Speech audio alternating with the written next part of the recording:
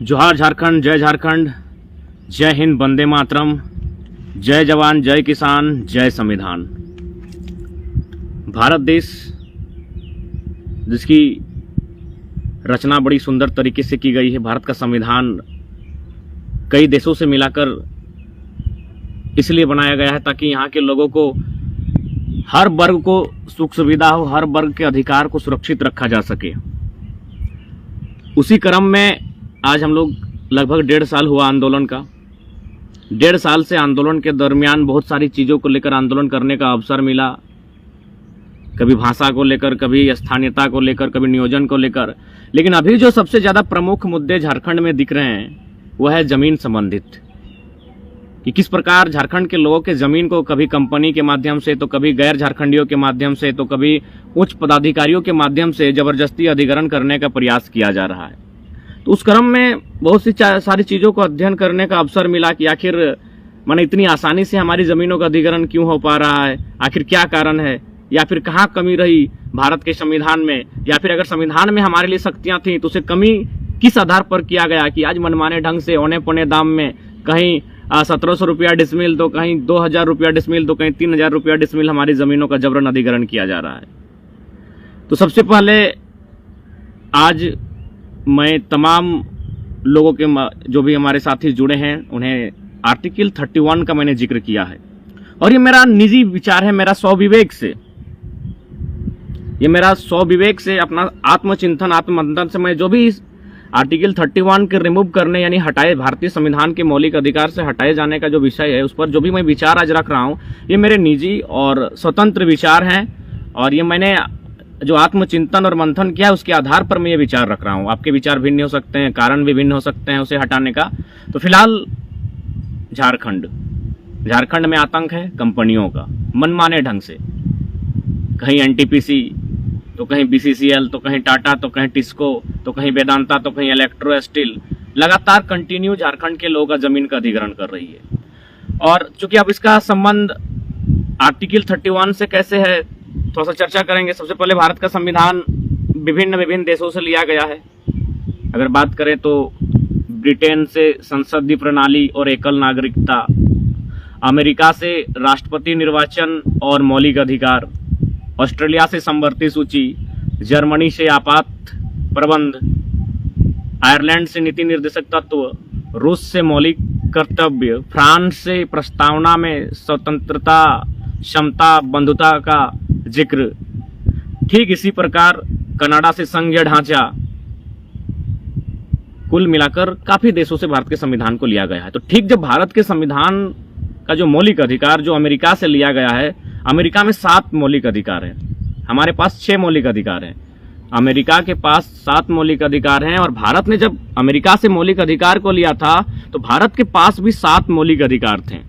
यानी आज हमारे पास 6 मौलिक अधिकार हैं, ये हम सभी जानते हैं और हम सभी पढ़ते हैं। भारतीय संविधान आर्टिकल 14 से लेकर 32 तक हमारे 6 मौलिक अधिकार हैं, जिसमें इक्वालिटी यानी समानता का अधिकार, स्वतंत्रता का अधिकार, धार्मिक स्वतंत्रता का अधिकार, शिक्षा एवं संस्कृति का अधिकार, शोषण के विरुद्ध अधिकार और संवैधानिक उपचारों का अधिकार। लेकिन अमेरिका में और एक अधिकार है, और वहां है संपत्ति का अधिकार, जो भारत में भी था। जब भारत के संविधान का निर्माण हुआ था उस समय भारत के संविधान में भी 7 मौलिक अधिकार थे, और 7वां मौलिक अधिकार जो संपत्ति का अधिकार था वो हमारे भारत के संविधान की मौलिक अधिकार की सूची में था। लेकिन कितनी चालाकी के साथ, भले लोग कहें कि किसानों का देश है, लेकिन किसानों का देश नहीं है, यह देश कॉरपोरेट्स का है, चंद मुट्ठी भर कॉरपोरेट्स का है, कंपनियों का देश आज भी भारत है।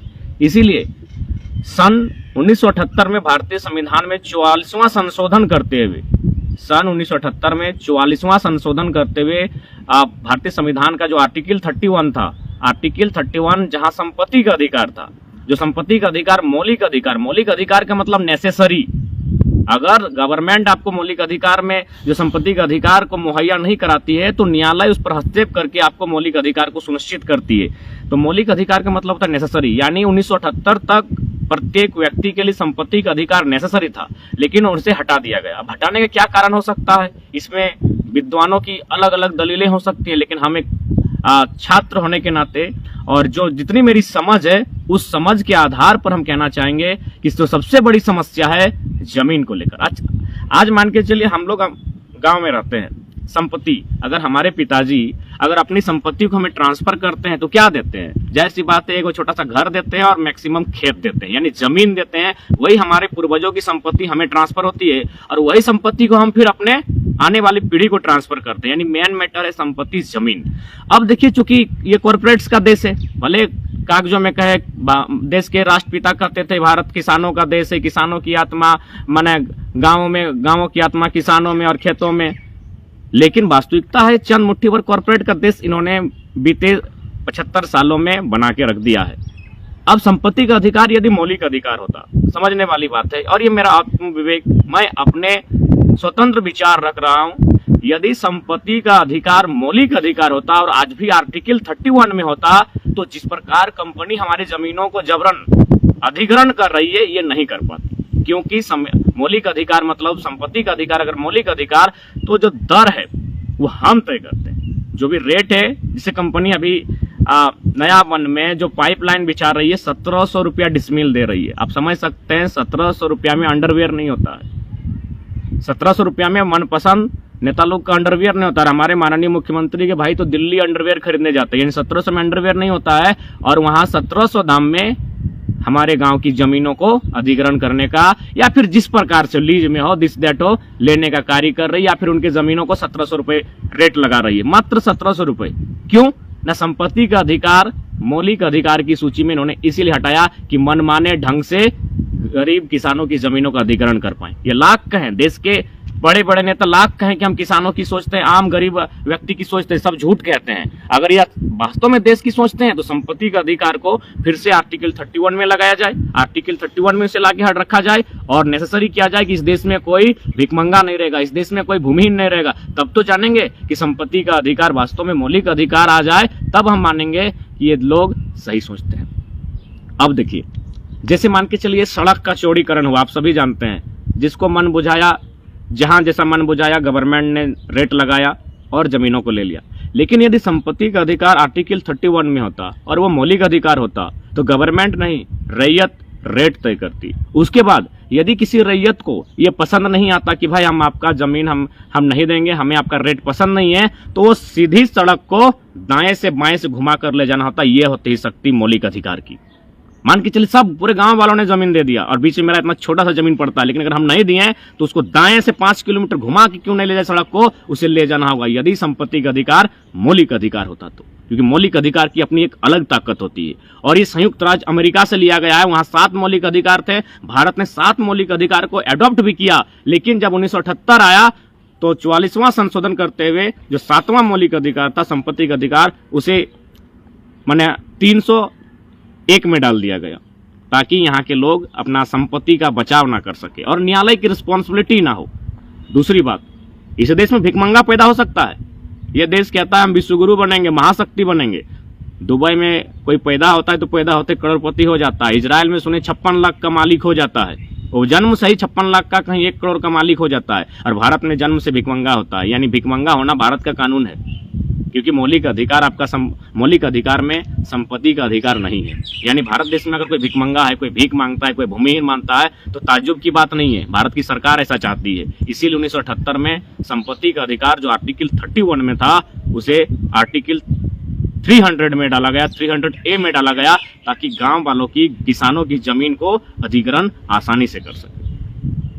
अगर वो संपत्ति का अधिकार मौलिक अधिकार होता, तो जो भी जमीन BCCL अधिग्रहण करे या CCL करे या टाटा करे या बिरला करे या टिस्को करे या वेदांता करे या इलेक्ट्रो स्टील करे या फिर अन्य कंपनियां करे, उसको दर हमारे हिसाब से देना होगा, उसको दर बाजार के हिसाब से देना होगा। लेकिन अभी क्या होता है, आप पैसा लें तो ठीक है, नहीं तो ट्रेजरी में डाल दिया। जमीन आपकी पुरखों की, इस जमीन को आपने बनाया है, आपने बचाया है, और पैसा कहाँ डाल देती है, ट्रेजरी में। लेना है तो लीजिए, नहीं लेना है तो नहीं लीजिए, ये कंडीशन है। इसीलिए मेरा मानना है कि संपत्ति का अधिकार जो आर्टिकल 31 में था और वह मौलिक अधिकार के अंतर्गत आता था, जिसे संयुक्त राज्य अमेरिका से अडॉप्ट किया गया था, उसे बहुत चालाकी, जालसाजी, षड्यंत्र और साजिश के तहत हमारे हुक्मरान ने, इन बेईमान संसदों ने नियम बनाकर इसे 300A में डालने का काम किया है, आज अगर वो 31 में होता तो किसी, चाहे बीसीसीएल रहे चाहे टाटा रहे, किसी का औकात नहीं था कि मनमाने ढंग से किसानों की जमीन का अधिग्रहण कर पाए। विस्थापितों की जमीन, रैयतों की जमीन वह तय करती रेट, जो रैयत वह तय करे रेट। और क्यों ना करे भाई, कौन से भारत सरकार की जमीन है? सबसे बड़ा डर यहाँ दिखाया जाता है, सबसे बड़ा डर भारत देश में क्या दिखाया जाता है? सीओ जमीन का मालिक है। सीओ पैदा नहीं हुआ था तब से हम जोतते हैं, कोड़ते हैं जमीन को। सबसे बड़ा डर कि एसडीओ मालिक है, सीओ मालिक है, भारत सरकार मालिक है। भारत सरकार 1947 में बना है और ये भारत सरकार को अंग्रेज ने बनाया। सीधी बात, भारत सरकार जानती कहाँ थी जी? यहाँ राजा लोग होते थे, रानी के लिए युद्ध करते थे, दारू पी के युद्ध करते थे। यहाँ राजा लोग होते थे, मैक्सिमम राजा स्त्री को पाने के लिए युद्ध करते थे। हाँ, 2-4 राजा महान हुए, उनको नमन करते हैं, उनको वंदन करते हैं। बाकी सुरा सुंदरी में लिप्त राजा हुआ करते थे। यहाँ लोकतंत्र भारत में जानता कौन था? और अगर जानता भी था तो गांवों में कबीलाई लोग लोकतंत्र जानते थे, गणतंत्र जानते थे। गांवों में जो आदिवासी कौम थी वे लोग गणतंत्र जानते थे। भारत बड़े पैमाने पर लोकतंत्र तो अंग्रेजों ने सिखाया है। तो उसी, अगर अंग्रेजों को भी बात करें तो अंग्रेज 1600 पीरियड के हैं। तो क्या हमारे पास जो हमारी खेत है वो 1600 पीरियड की है? उससे कई गुना, कई हजार साल पहले की है। तो फिर ना ये अंग्रेज सरकार की जमीनें हैं, ना भारत सरकार की जमीनें हैं, ना सीओ और ना एसडीओ की जमीन है। लेकिन यहाँ डर बैठाया जाता है भारत सरकार की जमीनें, क्योंकि किसको? एक किसान को। आज तक किसी उद्योगपति को कोई डर नहीं, वह मनमाने ढंग से जमीनों का अधिग्रहण करता है, 1 एकड़ का अधिग्रहण करता है, 1.5 एकड़ में काम करता है। आज जो माइनिंग का रूल है, क्या है माइनिंग का रूल? क्या इसी प्रकार ओपन कास्ट करके छोड़ने का रूल से, वहां मिट्टी भरने का, बालू भरने का रूल से? लेकिन कोई सुनने वाला नहीं है। ये जो डंडा चलता है ना, ये केवल और केवल गरीबों पर चलता है, किसानों पर चलता है।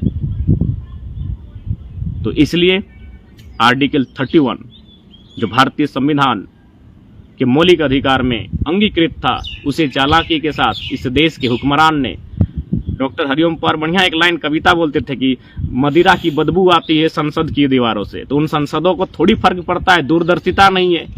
अपना परिवार का पेट भरने के लिए वहां गए हैं। 2-4 होंगे ईमानदार, उनको नमस्कार करते हैं। जिस प्रकार 2-4 राजा भारत देश में ईमानदार थे, जो देश को बचाने के लिए युद्ध करते थे। बाकी तो सुरा सुंदरी में लिप्त होकर किसी नारी को जीतने के लिए युद्ध किया करते थे। इतिहास छुपा नहीं है, इतिहास सब जानता है, इतिहास खुल भी रहा है। 2-4 रहे हैं महान राजा महाराजा, उनको नमन करते हैं, उनको वंदन करते हैं, जिन्होंने राष्ट्र की रक्षा के लिए अपने प्राणों की आहुति दी है। लेकिन मैक्सिमम तो उसी कंडीशन के थे। और ये लाइन हम इसलिए रखे हैं क्योंकि बहुत सारे लोग कहेंगे कि नहीं भारत सरकार, तो भारत सरकार को अंग्रेजों ने दिशा दिखाई है, बाकी राजाओं का राज था भारत देश में। और किस कंडीशन में राजाओं का राज था ये आप और हम सभी जानते हैं। उसके बाद बात आती है बीसीसीएल, क्योंकि धनबाद क्षेत्र में बीसीसीएल कह सकते हैं इसका एक आतंक है। बहुत सारे लोग, और एक बात, बहुत सारे लोग इस बात को भी कहेंगे कि संपत्ति के अधिकार को मौलिक अधिकार से इसलिए हटाया गया है ताकि कोई आम व्यक्ति किसी दिन अगर किसी परियोजना के लिए किसान की जमीन ली जाए तो वो विरोध ना करे। अच्छी बात बताइए, 1978 में मौलिक अधिकार से संपत्ति के अधिकार को हटाया गया है। लेकिन 1951 में तो सिंदरी वासियों ने जमीन दिया था, जब मौलिक अधिकार, हमारा संपत्ति का अधिकार मौलिक अधिकार में था। इसका मतलब क्या है कि किसान कभी विकास विरोधी नहीं है। पंडित जवाहरलाल नेहरू ने उन्हें कितना ख्वाब दिखाया कि हाँ सबसे एशिया के सबसे बड़े खाद्य कारखाना को स्थापित करेंगे। कहाँ? सिंदरी में 1951 में, जबकि मौलिक अधिकार को उससे 27 साल बाद 1978 में रिमूव किया गया है। 1978 में संपत्ति के अधिकार को आर्टिकल 31 से 1978 में रिमूव किया गया है। उससे पहले तो बोकारो में बीएसएल स्थापित हो चुका है 1964 में, 1951 में सिंदरी, 1958 में भी शायद रांची में कोई कारखाना स्थापित हो चुका है। तो इसका मतलब यह नहीं, किसानों ने हमेशा जमीन दिया है, संपत्ति का अधिकार, उनका मौलिक अधिकार रहने के बावजूद भी जमीन दिया है और ठगे गए हैं। तो फिर ये सवाल, जो संशय बना था कि नहीं किसान जमीन नहीं देंगे किसी विकास के काम के लिए, गलत है। किसानों से अगर बढ़िया से बातचीत किया जाए, उन्हें समझाया जाए, उन्हें आश्वस्त किया जाए कि नहीं इस जमीन को देने के बाद जो भी उद्योग स्थापित होंगे उससे देश के साथ साथ उस किसान के गांव की भी उन्नति होगी, तो वो कभी पीछे नहीं हटा है। उदाहरण है सिंदरी, बोकारो के कल कारखाने उदाहरण है। जो भी झारखंड में स्थापित कल कारखाने हैं वह कुछ तो आज़ादी से पूर्व के भी हैं, तो वो तो उसका उदाहरण है कि किसानों ने कभी बाध्यता नहीं की है, किसानों कभी बाधक नहीं बने हैं, उन्होंने कभी रोड़ा नहीं डाला है। लेकिन शर्त यह है कि आपने जो ख्वाब उन्हें दिखाया था वो ख्वाब कहाँ तक पूरा हुआ। आज बीसीसीएल की बात करें, बीसीसीएल का तो फुल फॉर्म लगता है ब्रिटिश कोकिंग कोल लिमिटेड है, ना कि भारत कोकिंग कोल लिमिटेड है। एक जगह अगर किसान उसके खिलाफ आवाज उठाए तो समझ में आए कि चलिए किसान का कुछ फॉल्ट हो सकता है या फिर कुछ मिसअंडरस्टैंडिंग बीसीसीएल और किसानों की रैयतों के बीच हो सकती है। अभी फिलहाल धनबाद की बात करें, गोदर में समस्या की ग्रामीण वर्सेस बीसीसीएल। बोली की बात करें तो ग्रामीण वर्सेस बीसीसीएल। गड़रिया की बात करें तो ग्रामीण वर्सेस बीसीसीएल। लोयाबाद की बात करें तो ग्रामीण वर्सेस बीसीसीएल। बलियारी की बात करें तो ग्रामीण वर्सेस बीसीसीएल। यार हर जगह तो ग्रामीण वर्सेस बीसीसीएल है। तो ऐसे में आभास होना कि आखिर BCCL Bharat Coking Coal Limited है या ब्रिटिश कोकिंग कोल लिमिटेड है, समझ में नहीं आता है। आप अगर बेरमो साइड चले जाए तो वहाँ ग्रामीण वर्सेस सीसीएल। आप अगर घाटो कुजू चले जाए तो वहाँ भी ग्रामीण वर्सेस कोल कंपनियां। तो ग्रामीणों का संघर्ष इन कोल कंपनियों से क्यों है? अभी आज लोग कहते हैं कि कोल कंपनियों का, देश के प्रथम प्रधानमंत्री और आज वर्तमान प्रधानमंत्री दोनों कंपनियों के बारे में कहते हैं कि ये राष्ट्र के निर्माण के लिए मील का पत्थर साबित होगी। अरे भाई कैसा निर्माण हुआ? 70-75 साल तो बीत गए हैं। 1951 में सिंदरी वासियों ने जमीन दी है, क्या विकास हुआ है उनका? सर्वे किया जाए, रिपोर्ट कार्ड मंगाया जाए और देखा जाए कि कितना विकास उनका हुआ है। और राष्ट्र की भी अगर विकास की बात कर रहे हैं तो कहाँ? आज भी भूखमरी, आज भी गरीबी, आज भी तंगहाली है। और जो भी इंडेक्स है उसमें तो हम पीछे हैं, कहीं 110 नंबर में, कहीं 150 नंबर में, कहीं 140 नंबर में, हर जगह तो हम पीछे हैं। तो फिर आखिर विकास हुआ तो हुआ किसका? बिल्कुल सीधा सा उत्तर है, अगर बीसीसीएल के माध्यम से झारखंड में अगर किसी का विकास हुआ है तो चंद मुट्ठी भर जो यूपी बलिया से दबंग लोग आए थे उनका विकास हुआ है, अरबपति बन गए हैं।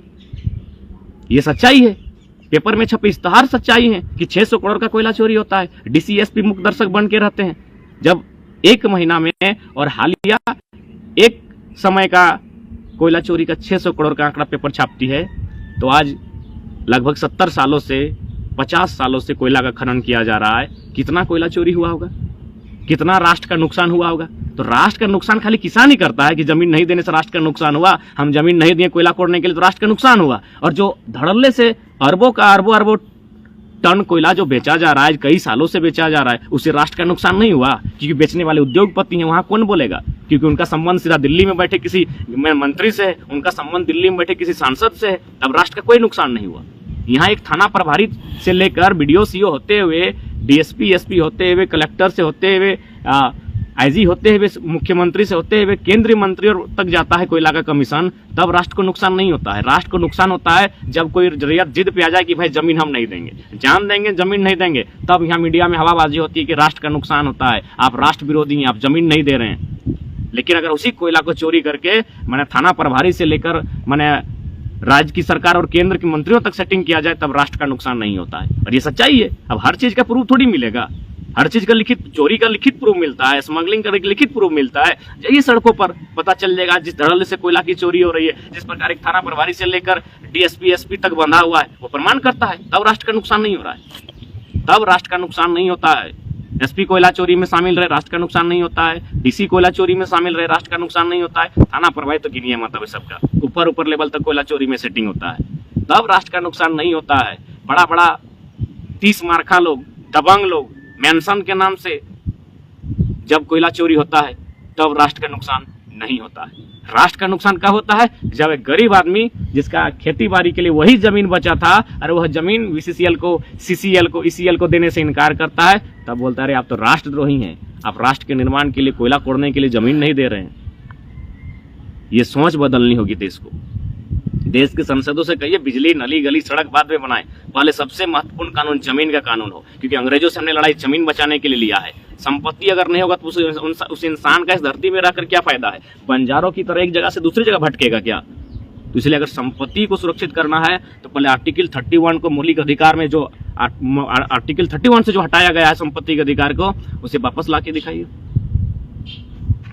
विजन इनके पास नहीं है। किसी ने सही कहा है, और देश के 5वें प्रधानमंत्री चौधरी चरण सिंह ठीक बोलते थे कि अरे ओ किसानों, एक नजर रखो खेत खलिहान पर और दूसरी नजर रखो लाल किला के मचान पर। पता नहीं लाल किला के मचान पर कब क्या क्या कानून बनेगा जो तुम्हारी खेतों को ही बेच देंगे। उसी के प्रमाण है 1978 का संशोधन और आज वर्तमान केंद्र सरकार के नेतृत्व में कृषि कानून। एक सरकार की क्यों बात करें? जितनी भी सरकारें आएंगी, सरकार चुनती कौन है?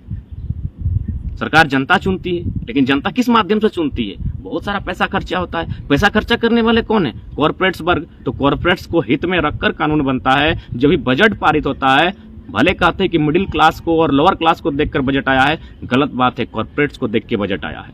आज मुट्ठी भर लोगों के हाथों में देश की सारी संपत्ति, और जिसकी संपत्ति है, जिसने सदियों वर्षों पूर्व जोत कर, कोड़ कर, पहाड़ काट कर, जंगल साफ कर जमीन को बनाया है, उससे 1700 रुपया डिसमिल जमीन लिया जाता है।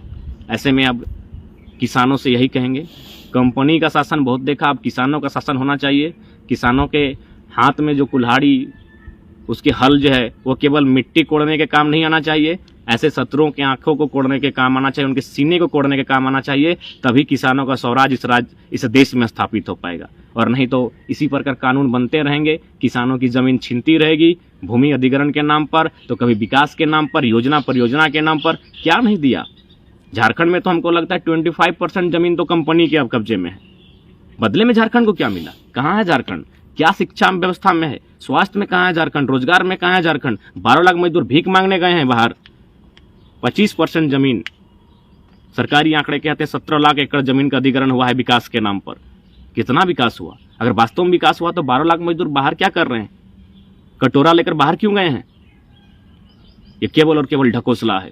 हुआ है अगर विकास का हो, अगर आप दावा करते हैं, लोग हम लोग को विद्रोही कहते हैं, हम लोग को माने विद्रोही कहते हैं, हम लोग को जब सवाल और जवाब करते हैं तो विकास तो अंग्रेजों ने भी किया है। रेल लाइन अंग्रेजों की है, ये कलेक्टरी व्यवस्था अंग्रेजों की है, बीडीओ की व्यवस्था अंग्रेजों की है, थाना व्यवस्था अंग्रेजों की है, एरोप्लेन अंग्रेजों का है, बढ़िया बढ़िया डैम अंग्रेजों का है।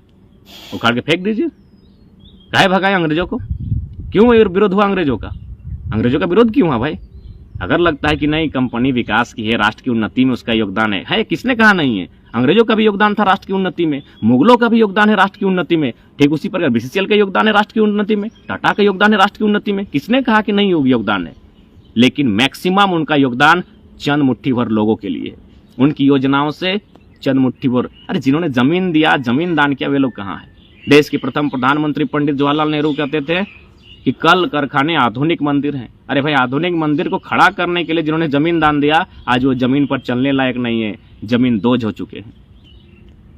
इसलिए एक ही संदेश भारत झारखंड के लोगों से, सभ्यता संस्कृति जमीन पर बनती है, हवा पर नहीं बनती है। उस जमीन को बचा के रखिएगा, नहीं तो कोई सभ्यता, कोई संस्कृति, कोई भाषा, सब खत्म हो जाएगा, सब खत्म हो जाएगा। जमीन नहीं बची, कुछ नहीं बचेगा। आज सब चाहते ना धर्म की बात करते, मैं स्पष्ट कहूँगा, खेत से बड़ा धर्म कुछ भी नहीं है। अगर खेत नहीं बचा तो जिसका खेत नहीं है, जिसका जमीन नहीं है, उसका कोई धर्म नहीं है, वो बन जा रहा है। उसे अगर मंदिर में रोटी मिलेगी तो मंदिर का शरण ले लेगा, मस्जिद में रोटी मिलेगी तो मस्जिद का शरण ले लेगा। उसका धर्म ना होता है, ना जात होता है। इसीलिए जमीन को बचाइए, अपना खेत को बचाइए, नहीं तो आने वाले साल बहुत दुर्लभ होने वाले हैं। और साथ ही हुक्मरान, इनको कहिए अगर वास्तव में किसान हितैषी है, और कहाँ का किसान हितैषी भाई, कितने चालाक। भारतीय संविधान में मूल 395 अनुच्छेद है, एक भी अनुच्छेद पूरा नहीं है जहाँ किसान का जिक्र है। राष्ट्रपति का जिक्र है 7-8 अनुच्छेद में, उपराष्ट्रपति का जिक्र 7-8 अनुच्छेद में, प्रधानमंत्री का जिक्र 3-4 अनुच्छेद में। किसान का जिक्र एक अनुच्छेद में नहीं है। एक वो 48 में होगा भी, कृषि, मत्स्य, पशुपालन मिलाकर है। अकेले स्वतंत्र किसान का जिक्र एक भी आर्टिकल पूरा नहीं है। अगर है तो दिखाइएगा, हम करेक्शन कर लेंगे। और कहते हैं भारत किसानों का देश है। जिस संविधान से भारत चलता है, जिस संविधान से पूरा भारत चलता है, उस संविधान में एक लाइन कहीं नहीं है किसान के लिए। और फिर हम कैसे कहेंगे? इसीलिए कहते हैं तार्किक बनिए, भावनाओं में, भक्ति में, आस्था में, और आंख बंद करके बहुतों विश्वास किया। अब लॉजिकल बनिए। और तर्क थोड़ा सा चोट देती है, क्योंकि तर्क भावनाओं को ठेस पहुंचाती है, तर्क कभी कभी आस्था को भी डैमेज करती है, जो भगत सिंह ने किया था। सवाल, तार्किक सवाल थोड़ी सी आपकी आस्थाओं को ठेस पहुंचाएगी, लेकिन तर्क कीजिए। किसानों का देश है, भारत किसानों का देश है। सब हमने सुना और गदगद हो गए। कहाँ किसानों का देश है? 1700 रुपया डिसमिल किसान से जबरन जमीन लिया जाएगा, और भारत किसानों का देश है। एक वो आर्टिकल पूरा नहीं है भारतीय संविधान में किसान के नाम पर। भारत किसानों का देश है, इसीलिए अगर कुछ करना है तो पहले भारतीय संविधान में एक आर्टिकल नहीं, एक पूरा भाग किसानों के नाम पर होना चाहिए। और आर्टिकल 31 को वापस संपत्ति के अधिकार को मौलिक अधिकार में शामिल किया जाए, तब आम व्यक्ति और कहिएगा कि हम विश्व गुरु हैं। आम व्यक्ति के भिकमंगा रहेगा, आम व्यक्ति बंजारा बन के रहेगा, आम व्यक्ति भूमिहीन रहेगा, और भारत विश्व गुरु बनेगा। अंबानी, अडानी, टाटा, बिरला, वेदांता की उन्नति से राष्ट्र उन्नति नहीं माना जाएगा। राष्ट्र उन्नति गांव के सबसे गरीब आदमी, गंगवार, रामू, मंगरा, बुधवा, इनकी उन्नति से राष्ट्र की उन्नति को नापा जाए। लेकिन हम राष्ट्र की उन्नति अंबानी, अडानी, टाटा, बड़े बड़े दिग्गजों की उन्नति से नापते हैं, इसीलिए आज तक धोखा हुआ है। राष्ट्र की उन्नति गंगवा, मंगरा, बुधना, शनिचरवा, इनकी उन्नति से नापा जाए। जोहार झारखंड, जय झारखंड, जय हिंद, वंदे मातरम।